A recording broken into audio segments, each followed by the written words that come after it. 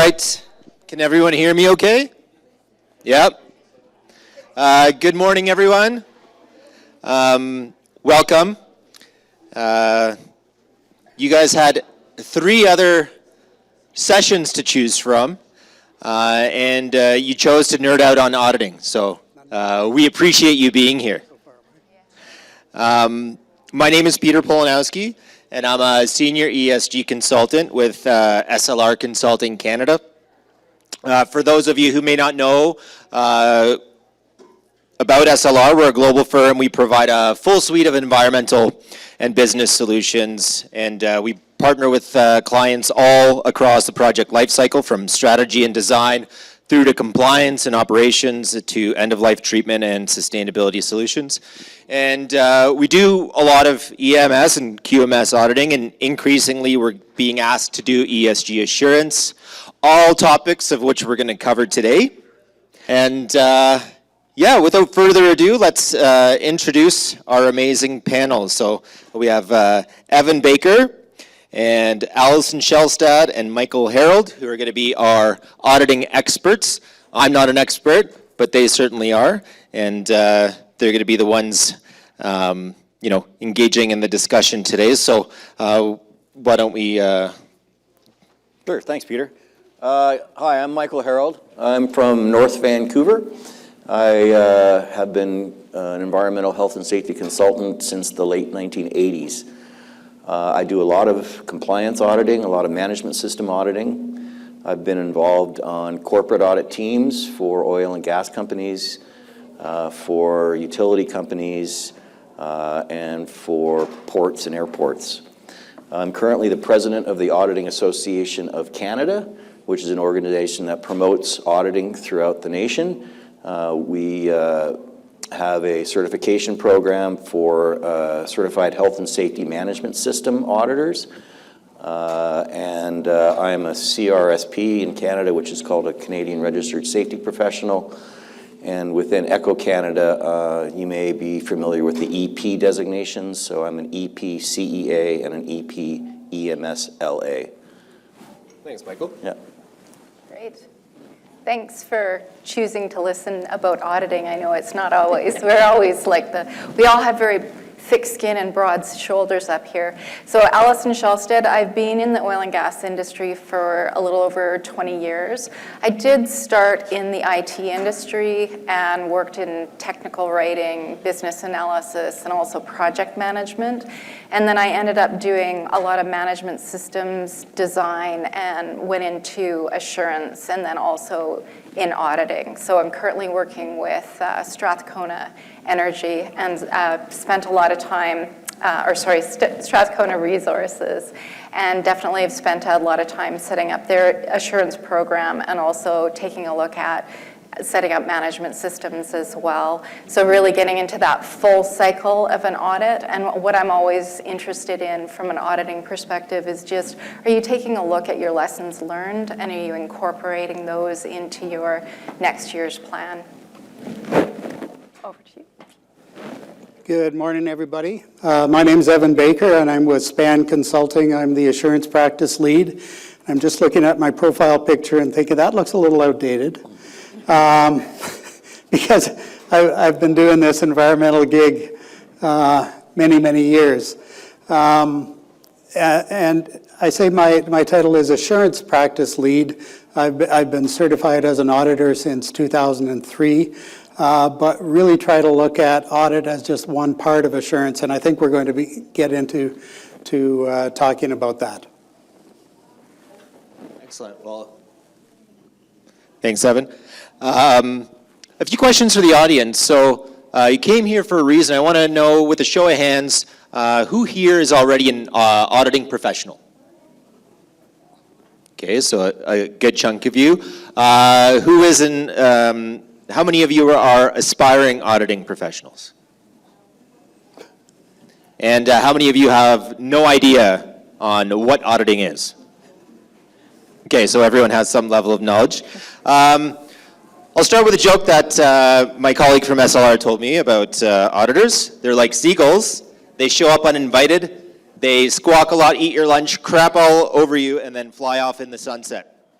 So I'm going to leave it to Allison, Michael, and Evan to verify this statement, but truth be told, auditing, it's really a dark horse when it comes to not just quality management, but optimizing growth and optimizing efficiency for organizations.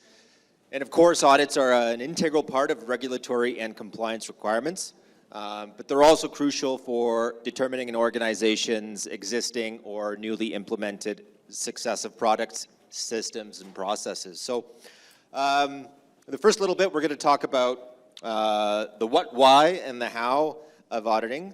Some of the audience may be familiar with, environmental audits or process audits, and some may not. So how about we start easy, and you guys can talk about what an audit is and isn't.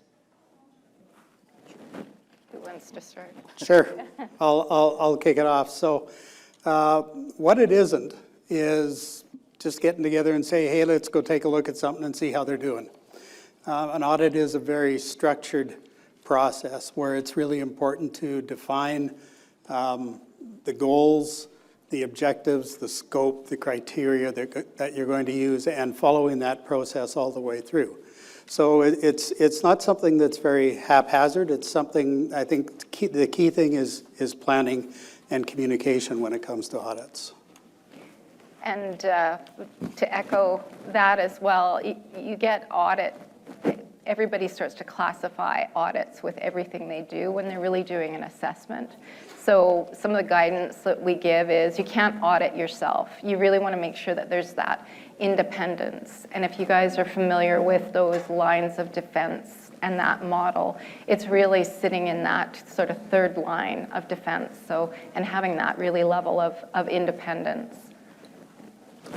And when we say auditing, for the purpose of this discussion and this group, we're not really talking about, financial audits. Is that correct? Yeah. So, right. Maybe what are the different kinds of audits that?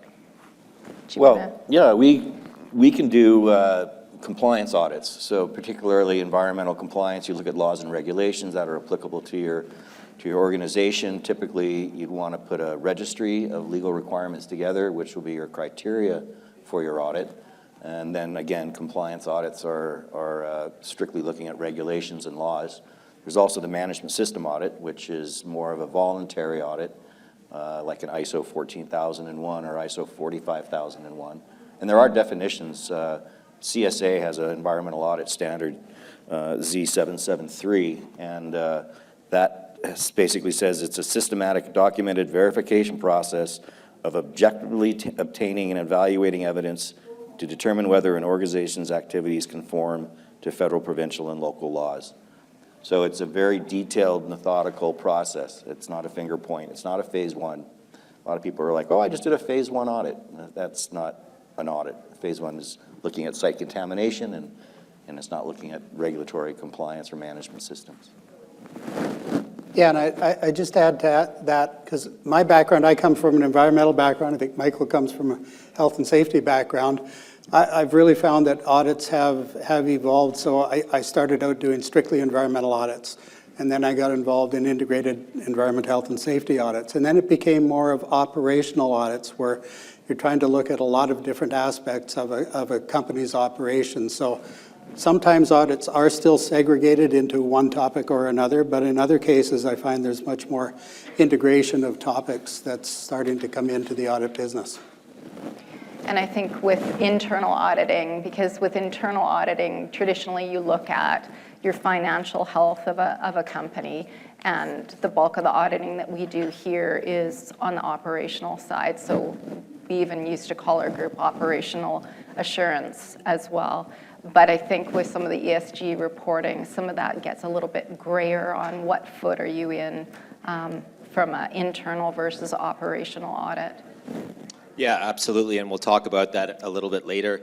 I want to touch on the difference between auditing and assurance, because they're interlinked processes, but they have sort of distinct functions. So maybe you can elaborate on that, and then also maybe the assurance mapping process and lines of defense. Sure. I'll kick that off because it's a bit of a pet topic of mine. So audits in themselves are one form of assurance. But when I'm working with companies nowadays, I'm trying to get them to understand that if all you do is audits, you're doing things way too late. Assurance needs to be integrated throughout your company, and it's not just done by somebody who comes in and acts the seagull and then goes away.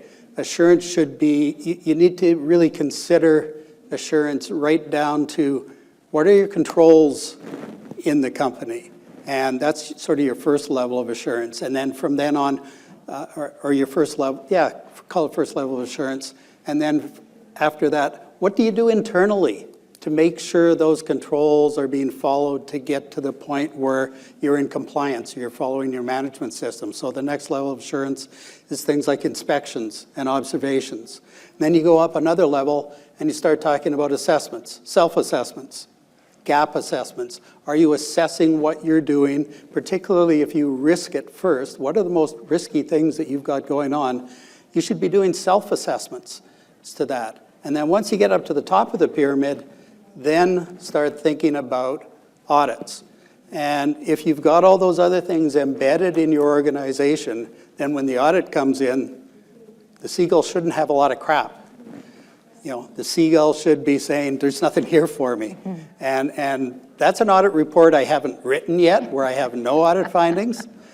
But I have written reports that have very few audit findings, and that's with the companies who are looking at all those other levels of assurance, so they're checking themselves so that your audit then becomes just a verification. Now, in terms of, if you think about the typical audit process and the key steps involved, what makes what does a good audit look like? And, what are some of the value drivers of organizations engaging in audits? It's being proactive when you're planning your audit. And so what Evan and I have done in other organizations is we've taken a look at what's your plan for the year for the audit? Do you have a well-defined scope? Do you know what success looks like for performing that audit? Have you done a prioritization on or risk-based ranking on the audits that you need to do or the assessments that you need to do for any given year? Some of those drivers can be past results, your criteria for conducting that audit, those legal-based compliance activities that we need to do. But it's really, what good looks like is having a really good plan. Also is engaging your field folks as well, so you understand if you're doing any field-based assurance work or assessments, have you engaged the right folks? And I think in some cases there's a miss depending on engaging with the field as well and making sure you have the right people in the room when you're doing your audits, as well as some of the documentation that you need to gather as well and all of those artifacts. So it's multifaceted, and it's just having a really good plan and also making sure you've got good engagement with the people that you're interviewing or auditing. I don't know. Yeah, and the assurance, for me, and again, I don't work for a corporate organization, but I would think assurance would, for me, if I was you, would be thinking, is this happening when nobody's looking, right? So are my programs in place? Am I comfortable sleeping at night knowing that everything is being taken care of? People are doing things, the environment's being taken care of when nobody's watching. And that is, I think, a big part of the insurance. And the audit is just a tool to make a company get some data to get to that point. So, and there's first-party audits, second-party audits, third-party audits. And again, it's always difficult to audit yourself. So, I try to keep the bias out of that when I start doing audits. Thank you. So let's get into, uncovering some of your auditing insights, thinking about your personal experiences as well. right? So we know that an audit is an independent exercise, right, where you evaluate performance, against defined criteria to promote that continuous improvement. When you guys reflect on the findings of audits, perhaps through the lens of basic cause analysis, where do you tend to see weaknesses? And what are the weak points that you see in enterprise management systems, generally speaking? Typically, I find it's not that people are trying to do the wrong thing, they just didn't know what the right thing to do was. So we can be a bit of a messenger when we're there. And again, people hear the word audit and they want to jump up and run away when you show up. But if you can create a rapport with your client, understand what their risks and needs are, that I think really helps engage them in the process. And I think it depends on the audit. But from a management systems perspective, a lot of things that I've seen some issues with is the planning side, or the show me how you set goals, objectives, and targets. What are you measuring against? So it really depends on the depth of your management system audit.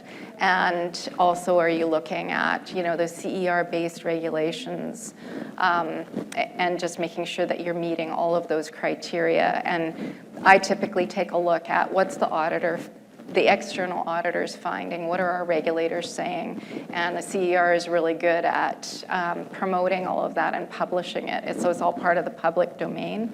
And so when we look at our programs, we try to make sure that we're remedying or making sure that we meet those requirements that the external regulators are seeing.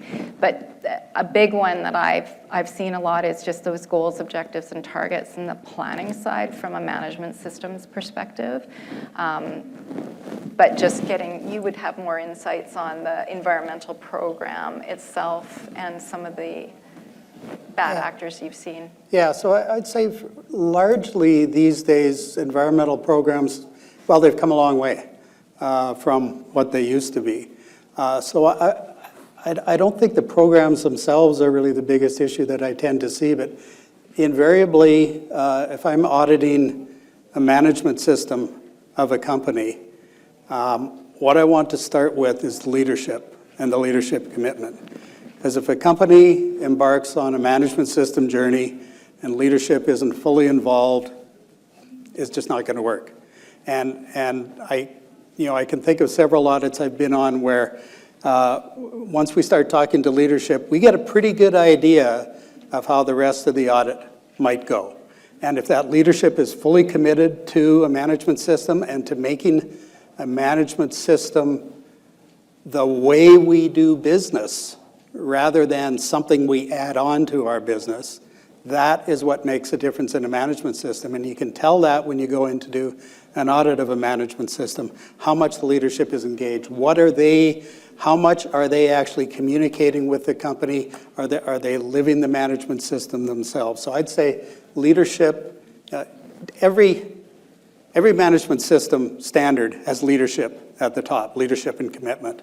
And I'd say that's the one thing where I tend to see companies fundamentally fall down, is if the C-suite, everyone from the CEO down to the VPs are not committed. I'm going to find that in a management system audit pretty quickly. And then I might know how the rest of the audit is going to go. Yeah, for sure. I mean, that buy-in from management is crucial, especially on the ESG side of things. Creating that buy-in is a fundamental part of integrating, ESG factors into strategy. But, beyond that, C-suite buy-in, do you notice any, sort of friction in terms of the culture of an organization when you complete an audit, you produce a report, and you're engaging with the organization on what to improve on? Are there any difficulties of changing the culture that you've, maybe some personal experiences that you've encountered? Yeah, well, again, I think a big part of it after leadership is after you do your audit, is the corrective actions that come out of the audit. If you don't have a robust corrective action plan and really dig down to what the root cause of the finding is, you're probably going to see the same thing again happen. And really, audits are a good due diligence defense to make sure that, again, you're not going to get caught doing the same thing where you could have, proactively stopped it from happening. And I think there's a couple of stages within your audit. So right before your final closeout, and when you have that opportunity to talk through those initial results that you're recording, there's when people understand and you have that sit down, I think that you get a little bit more buy-in, because sometimes, let's face it, as auditors, you're going to get the body language like this, and people, like, especially if you've had to be a bit of a seagull, you're not the most popular person in the world. But to Michael's point as well, like, if you've got a well-articulated recommendation that can then do that transition, and that's that internal step where an assurance professional can say, okay, I don't like what Evan gives me a lot of the time, but I'm going to read this and see how do we implement it, and it becomes part of our program building for the next year. So there's a lot of stakeholder engagement again, but also making sure that people who were involved in the audit feel like they were heard for those initial recommendations. And I think that's sometimes what happens in audits is everybody's so keen to get rid of the auditor that they miss that last recommendation to final report step. I think that's a really good place. Yeah, totally agree about the action plan or the lack of action planning. I know one site, oil and gas site that I went and audited a number of years ago and left the company with the audit report, and they had a few site-specific issues to deal with, one of them being a drainage issue that was just absolutely obvious as soon as you walked on. 3 years later, I went back to that site and re-audited. Hadn't done a damn thing. I walked on and there's the same drainage issue. So they were simply going through the actions of an audit. They didn't have buy-in to an action plan process at all. And I always say that the only thing worse than not doing an audit is doing an audit and not doing anything about it. Because then you're just giving lip service to the audit. And I'll tell you, if the regulators come in and they audit you and they take a look at your audit and they say, where's the audit plan, and you don't have one, that's just red flags all over the place. So the action planning is really important to follow through on. And the other thing I'd say about buy-in to the audit is I always try to emphasize, yes, you're going to have some audit findings. I've got 150 whatever audit criteria I'm auditing you against. If you've got 3-4 audit findings, that means all the rest of those you're doing well. So don't just look at the bad side of it. Look at the other side of it, saying, hey, look at all this. We've just got a few things to work on. All the rest of this, we seem to be in good shape. Now, the auditing process, I think it can seem fairly prescriptive, and when you're coming against organizations that may be a little bit hesitant to kind of implement the findings of your audit, is there, beyond being prescriptive, is there like a co-creation process that you employ to kind of bring the key people from the organization along versus just giving them the recommendations? I think it depends on the organization. So organizations that either have had past compliance issues or have a good internal assurance program and assurance professionals, that goes a long way to try to implement and action any of those recommendations.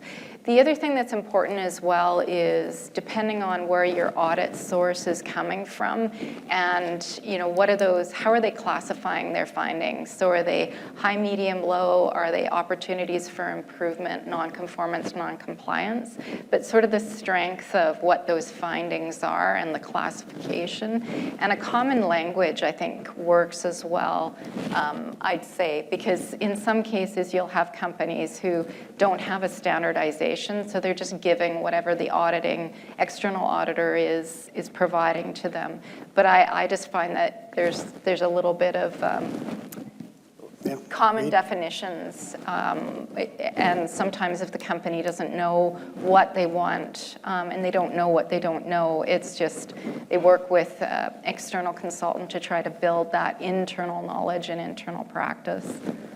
Now, on the topic of working with consultants, so something that we're seeing from, an ESG assurance side is, you have companies that are establishing themselves like, consultancies as ESG assurance providers, but often those same companies, because everything is so chaotic and changing right now, often those same consultancies provide ESG advisory services. And I think, a critical aspect to your work is that impartiality and making sure that there's no conflict of interest. So maybe you can kind of speak on the importance of that.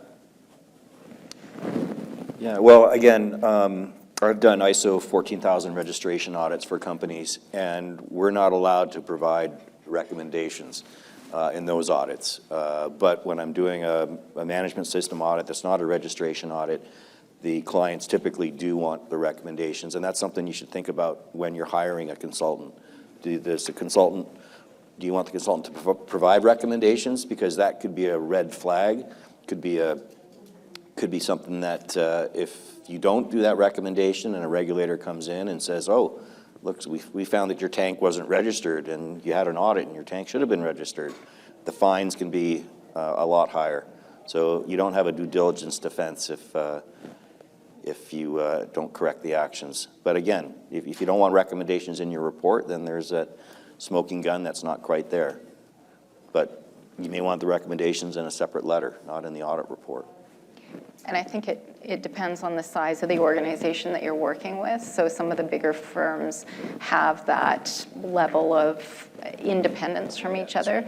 So that's what's good to look for ESG consulting, because there are other organizations that do, the straight consulting, but yeah, they can't really do both with that impartiality. So Yeah, absolutely. Yeah, a lot of it is dependent on the size of the organization, for sure. I want to spend some time talking about data analytics. On my side of the fence, it's something that's kind of burgeoning. There's a whole host of different ESG data management platforms. But on your side, in terms of data analytics, it seems like it's becoming increasingly relevant in auditing. And so I'm just wondering, are there any sort of software platforms that you are using, beyond just spreadsheets, but also how do you incorporate data analytics into your audit process? Sure. So there's a lot of software programs that are available for auditing. Very few companies seem to adopt them, though. Mnemonic, my company has one called Octane. There's Teammate by Wolters Kluwer, Enablon. They all have audit modules in them, and that gives you the ability to not only deal with one audit, but then to track audit findings and to get a history that you can deal with. When you're working with spreadsheets, sure, you can get through an audit with a spreadsheet, and I still do lots of audits with spreadsheets because that's what the company wants. But then you're just working off one spreadsheet. You don't have a combined history of audits that you can then use if you've got a better program where you can combine the data analytics. The one thing that puzzles me a little bit about where we're going with AI and data analytics, because I really don't know anything about it, but how many people have seen that commercial with Matthew McConaughey and the squirrels and AI? He's talking about AI. Nobody watches TV anymore. Okay. So there's this commercial that's been running a little late, and it's for Salesforce, which I thought was a customer relations management piece of software. And all these squirrels start sprouting these mechanical eyes, and he says, who's going to be self-aware first, AI or us? And I know somebody who's using Salesforce for their audit information, but I just don't understand how. So I don't know where the heck we're going with AI and data analytics, but I know companies are playing around with it. And I think it depends on the data that you're looking at. Yeah. And then also depends on, do you have metrics established for your audits as well, or for your audit platform. And so if you're going from like something with error reporting and error audits and all of that data and all of the calculations, it's just making sure that first off, you've got good data quality and that you have that dashboarding capability. And there's a number of, like EnviroSoft does a lot of those calculations, Enablon sometimes manages the audits, but it's just also making sure that we're bringing these together and also having a very critical view of, how is this technically possible? And do you have a good data warehouse, and do you have proper scripting? And can you demonstrate the calculations so that you can demonstrate accuracy as well? So there's part of the kind of audits that, I talk with my hands a lot, type of audits that we do, which are more, or what I do, are more on the operational side. Yeah. Show me this, show me that. But when you get into the data, show me that your numbers are improving. Your releases are less, you're not having as many flaring events. Those are the types that minutia needs to be really well defined on. It does. What's our metrics, what's our KPI, what's on our scorecard, and are we meeting those, and can you defend those numbers? And when you have too much software and they don't necessarily talk well to each other, there's a lot of assumptions made. Yep. And it's really like the strength of understanding what it is you're looking for, the problem that you're trying to solve, and making sure you've got a really good internal IT department that can help navigate all these software. Yeah, you suites. really do have to do your due diligence when choosing the right platform. And it also depends on, where you're at as an organization, whether it's with the auditing process or your data collection processes with, ESG data. There's so many data points to consider when it comes to ESG disclosure. We are reaching a point where you can't do everything on spreadsheets. That being said, my colleague, who I worked with at my previous company, he was a true data scientist and a decarbonization analyst, and he trialed a lot of these platforms. And his internally built spreadsheet was still better. So there's still kind of like this wild, wild west when it comes to these data analytics platforms. That being said, there are a lot of good ones, but it's really important to kind of make sure that they're fit for purpose. And then, this leads us to this discussion around ESG auditing and assurance. I'll tell you, the different companies that I've worked with over the last year, in terms of ESG disclosure and sustainable business strategy, there was a lot of that data that just wasn't assured. Sometimes we did a lot of that footprinting ourselves, and we stood by our quality. But for other data points, it's really hard to tell what methodologies companies use when they disclose them, whether it's an annual report or their sustainability report. But that's all changing. So the direction of travel and what, in terms of what to expect for companies on this side of the pond, we generally look to the European Union when it comes to, these types of, ESG types of trends. And ESG assurance is now being implemented through regulatory mechanisms in the European Union. It's also will be, implemented through the adoption of the international sustainability standards, a draft which is going to be released very soon through the Canadian Sustainability Standards Board. There's also the Securities and Exchange Commission, which is coming out with an ESG regulation. All that to say, ESG assurance is going to be mandatory. And I'm wondering, what you've seen in terms of ESG auditing or assurance, if you've been exposed to it. Sure, so I can take a swing at that. I haven't done a lot of it myself. I haven't done any of it myself, but I'm certainly interested in it because I see all these reports that companies are putting out, these ESG reports. In the plenary session, Olivier talked about all these reports and the potential for greenwashing. Are these real? Is all this information real? Is it meaningful that's coming out in these ESG reports? And I think some of what industry has been struggling with up to now is there's a plethora of different standards for doing ESG reports. So I just want to pull out a couple of examples. I pulled the 2022 report from Athabasca Oil Corporation, and it talked about how the report is supported. So it says it references the Global Reporting Initiative Standards, that's GRI, however, does not include all the requirements to be considered in accordance with GRI. And it's aligned with the Sustainability Accounting Standards Board, SASB standards, and it includes alignment to the recommendations of the Task Force on Climate-Related Financial Disclosure, TCFD.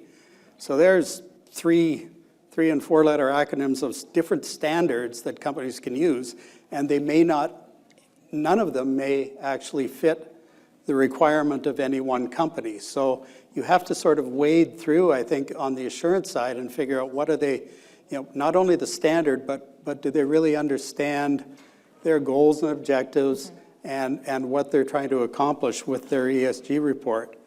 And to get to the assurance side of this, there's another document here that I think is pretty good if you're in oil and gas. It's by the IPIECA and API and IOGP, so lots more acronyms. Sustainability reporting guidance for the oil and gas industry. And this is a European-based one, I think. But it goes through what types of things should you report on for governance and business ethics, climate change and energy, environment, safety, health and security, social and governance. So it goes through all of that, but then it gets into the assurance part of it. So so it says there's basically two types of assurance: audit-based verification and third-party commentary. So the audit-based verification, this type of assurance typically focuses on quantitative information such as data systems and interpretation, and is typically carried out by accountancy, certification, and consulting firms. So think of your big four as your Ernst & Young's, KPMG, Deloitte. They are big in this game of verification. But then the other side of this is third-party commentary. This assurance should also follow a structured process, including definition of scope, so that readers understand scope and coverage. And it can range from statements from reputable experts on specific topics to the use of a stakeholder panel and inclusion of academics. So I think there's space here for environmental professionals to be involved. It's not just the accountancy. It's not just, are those numbers in the report right? It's, is the company really focused on those things that they should be focused on and get the expert commentary? And I think there's a space within auditing for that to be part of verification of company reports. There absolutely is, Evan. And, we see the sort of emerging discipline of ESG assurance. It straddles kind of, on one side you have, companies who are traditionally, doing financial auditing, because there's that component as well. But you're also, you're not just evaluating, if the numbers are right, you're also evaluating the data collection procedures, the robust methodology that goes into, for example, greenhouse gas accounting. So there definitely is a space in there for various different types of environmental firms and different types of auditing professionals. Now, on the issue of the alphabet soup, you're absolutely right as well. It can get very nebulous when looking at the different, sustainability standards and frameworks. What's a standard? What's a framework? The good news is that the direction of travel is all towards a global interoperable framework, which is really good news for everybody.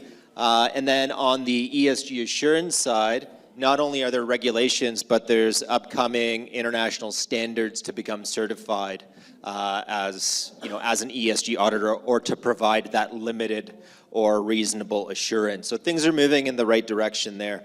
And one thing that I wanted to touch on before we get into questions from the audience, we'll have 15 minutes for you guys to ask away. In terms of the auditing profession, maybe you can talk a little bit, to those aspiring auditors, what's involved in becoming an auditor, the process, and then also if you have any, words of advice, even if people aren't ever considering becoming an auditor? What's the sort of value that you've seen and you know, the benefits it's provided to you as a professional?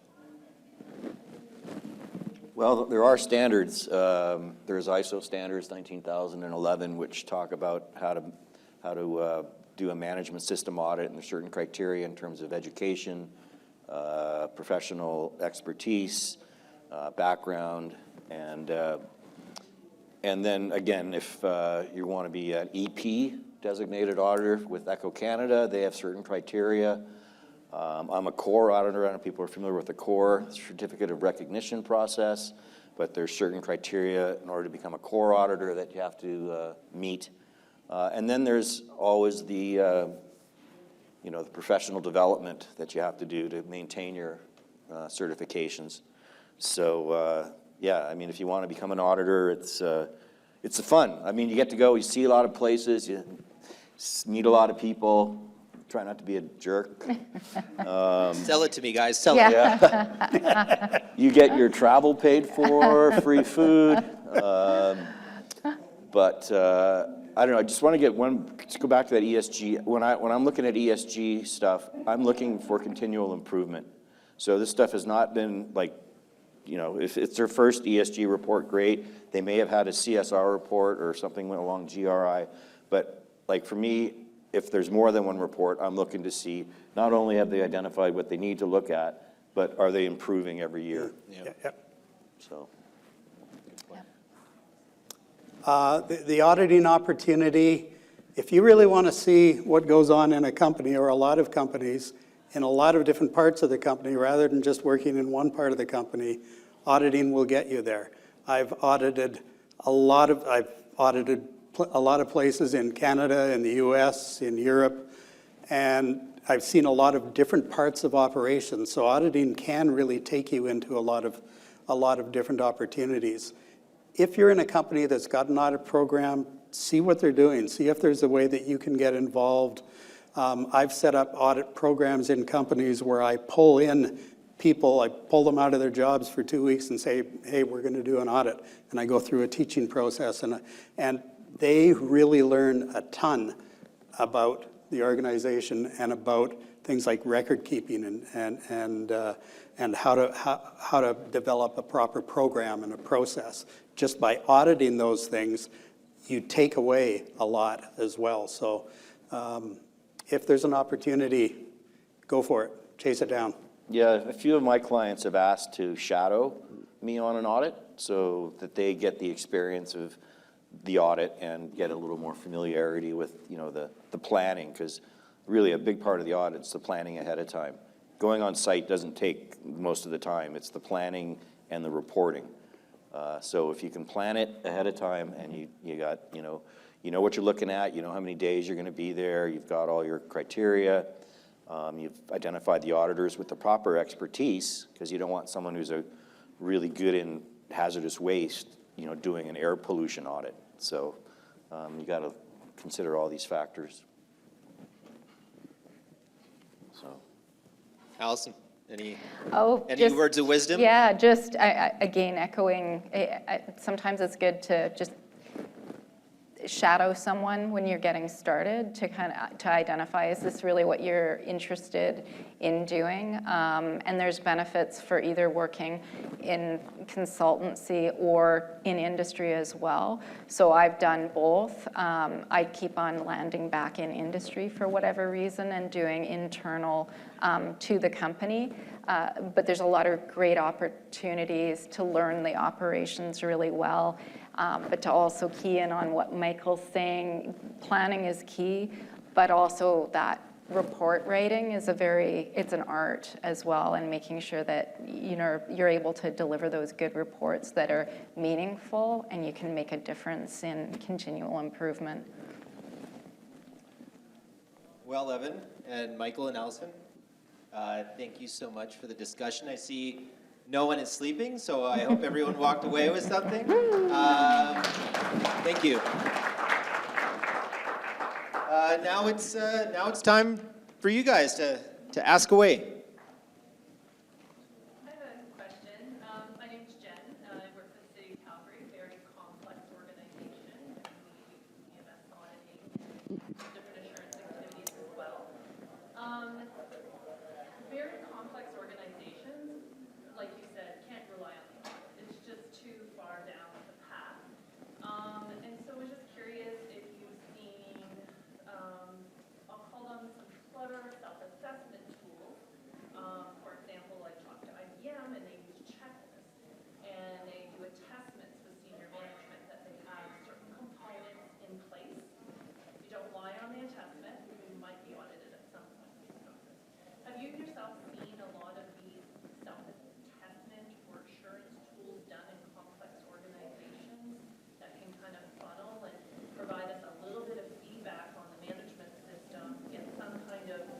self-assurance, not audit assurance, that some activities are being done on a regular routine basis per company policy standards?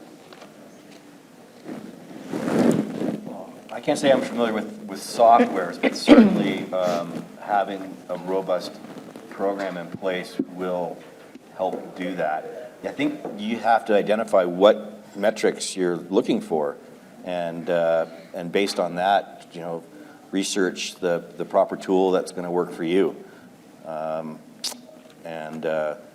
Again, I can't say, I'm not going to support any one company's software over another's, but it really, I think, is a internal decision on what you're focusing on and what is the best tool to get you the outcomes you're looking for.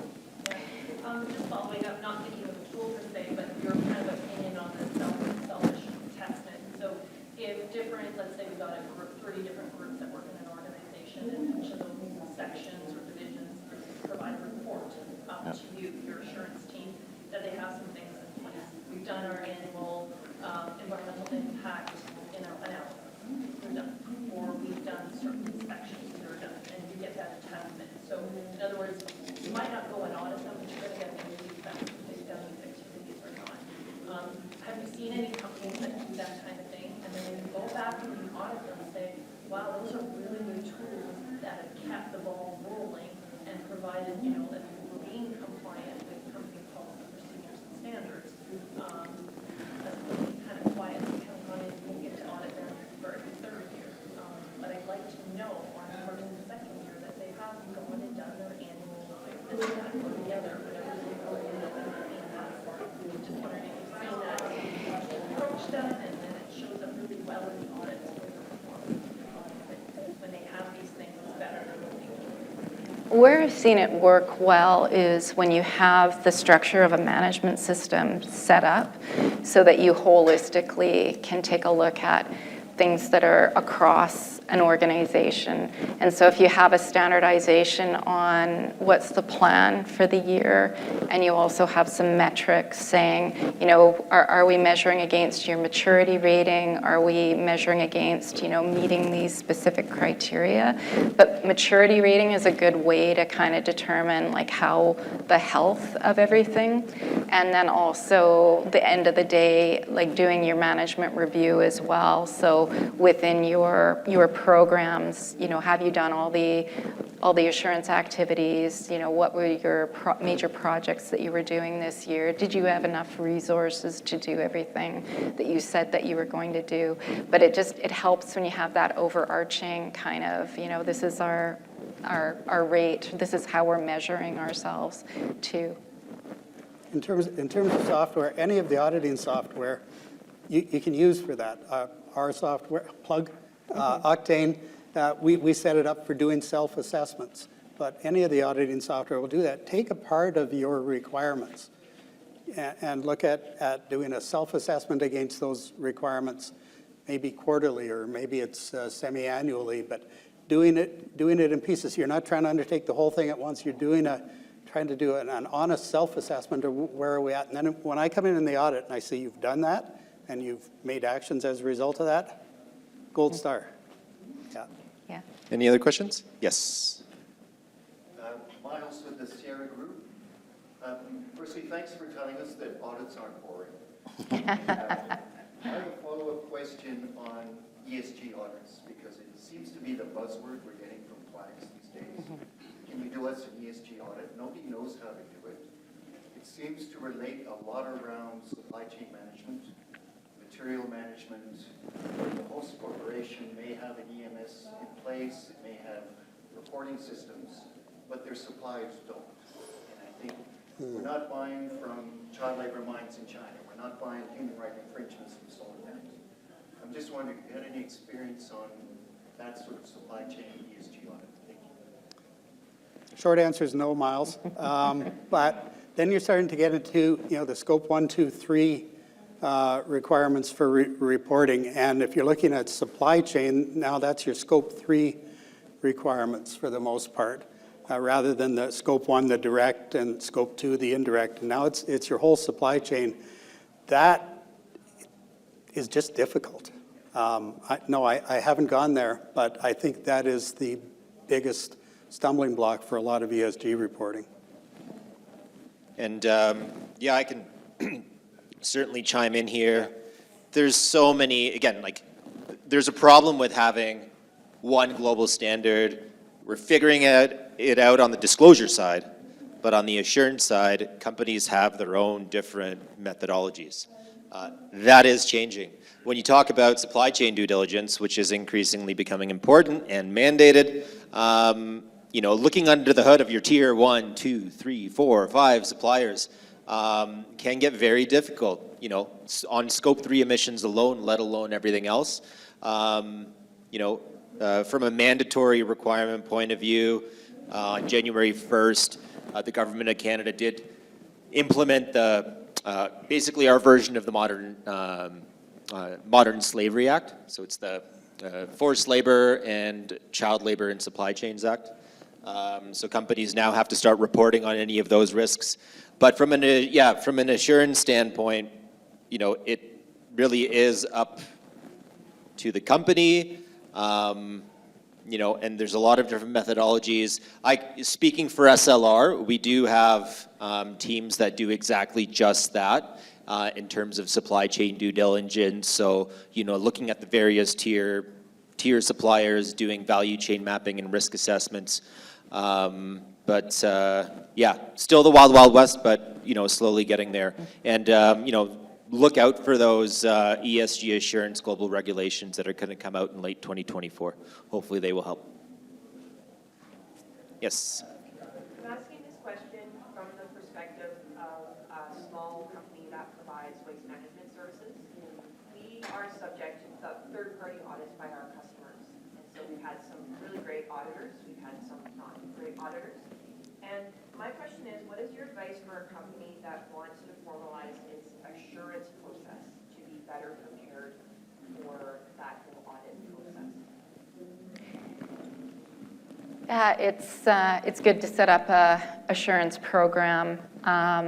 So identify what your drivers are. So first of all, you know, do you have all of the regulatory requirements well understood in your organization? And then also have some, you know, either are you asking for service, or are you providing them guidelines on, this is our criteria that we want you to audit to, that we know meets the regulations. And there's also a lot of, you know, common language and definitions, and making sure, you know, you've got the nuances between audits and inspections and observations, but also to, like, how are you categorizing the findings? And how are you measuring how you're doing, so you're moving the needle? So the more prescriptive you can be, the better it is. And you can take a look at, you know, this is our criteria, this is how we want our findings ranked, and this is how we want the recommendations. And then you can start sort of reporting year over year on, is there any repeats here that we need to fix? And then have it as part of your program on your annual plan. So it takes a bit of time to set up, but it's just, you know, just start with your compliance requirements. Did I answer your question? Is that yeah. okay? Is there, as an extension, is this a service that that can be supported by a consultant, like someone in your position, to help the assurance process? Oh, hell yes. Yeah. Call Evan. Or Michael. Or Michael. Or Michael. Yeah, exactly. Yeah, one thing to consider in your internal assurance, you might be, so, okay, we're doing these checks. If you look at your processes end to end, and I love process maps, if you look at your process end to end, where are your risks? And are you doing your checks along that process where you have the biggest risks, or are you just doing it in places where it's convenient? Yeah, so the exercise of, again, identifying your aspects and your impacts is very important. Yeah. And it's also important to make sure that you are embedding the knowledge internally as well, and you've got that buy-in. So it's great I got to give the consultants a hard time on either side of me here. But you really need to stand it up internally as well, because sometimes, consultants can do a fabulous job setting things up, but then when they're gone, it's just having some of that structure in-house as well, which can be difficult in a smaller organization. So, or you just call these guys every year to do it for you. Thank you so much for listening. Thank you to the panelists once again. That was a great conversation. I hope you all walk away with something new. Thank you.